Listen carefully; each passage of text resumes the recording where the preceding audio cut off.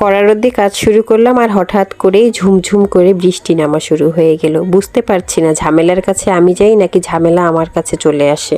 আসসালামু আলাইকুম, কেমন আছেন সবাই? আমি আলহামদুলিল্লাহ ভালো আছি। সাদিয়া ব্লগসে আপনাদেরকে নতুন আরেকটি ভিডিও দেখার জন্য স্বাগতম। শরীর ঘেমে যাওয়ার মতো কাজে লেগেছি, তো তার আগে ঠান্ডা হওয়ার জন্য একটা আইসক্রিম খেয়ে নিলাম। ভিডিও দেখে অবশ্যই বোঝা যাচ্ছে কি পরিমাণ রোদ। ও আপনাদেরকে তো বলাই হয়নি, আমি আজকে পিঠা বানাবো আর সাথে গরুর গোশত রান্না করব। তো তার জন্য চাল গুঁড়া করে রেখেছি বাসায়, আর চাল ছাকার জন্য আমি কলার পাতা নেওয়ার জন্য এসেছিলাম। তবে আমি একা চাল গুঁড়া করিনি, আর সাথে আমার শাশুড়িও ছিল। আর ছাকার জন্য তো আমার 2টা বাচ্চা যথেষ্ট। করতে পারুক আর না পারুক এই কাজে ওরা যোগ দিবি। চাল গুঁড়া করতে যায় পানি পিপাসা লেগে গেছে, মেয়েকে ছাকতে দিয়ে আমি পানি খেতে চলে এসেছি। ও বাবা, এদিকে আবার আমার ছেলেও লেগে পড়েছে। আমার আর কোনো টেনশন নেই এখন। ওই যে আমার নতুন চুলায় গরুর গোশত সিদ্ধ হচ্ছে আর আমি এদিকে চাল গুঁড়া করে নিচ্ছি। আচ্ছা, এখন বলিনি আমি কি পিঠা বানাবো। উত্তরবঙ্গের জনপ্রিয় পিঠা নোনাস পিঠা, আর সাথে পানি পিঠা, যেটাকে অনেকেই চিতই পিঠা নামে চিনেন। এই পিঠাগুলো গরুর গোশত ঝোলের সাথে খেতে কিন্তু অনেক মজা লাগে। এই যে আমার গরুর গোশত প্রায় সিদ্ধ হয়ে এসেছে, আর এদিকে আমার চালও গুঁড়া করা হয়ে গেছে। ওইদিকে আকাশ ঘন আর কালো মেঘে ছেয়ে এসেছে। মুহূর্তের মধ্যে বৃষ্টি নেমে যাবে। আমি তো আছি মহা টেনশনে, কারণ বাইরের চুলায় রান্না বসাইছি। যদি বৃষ্টি এসে সব এলোমেলো করে দেয়। আমি যেখানে চুলা দিয়েছি সেই জায়গাটা অনেক নিচু।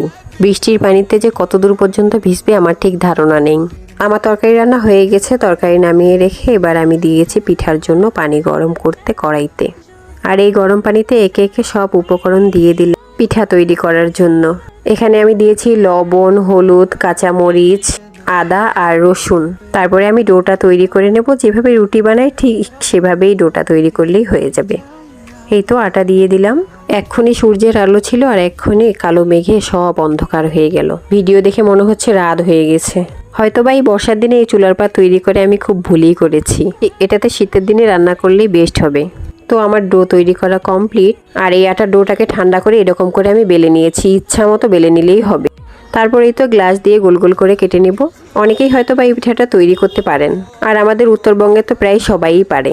একে একে সব পিঠাগুলো আমি তৈরি করে নিলাম।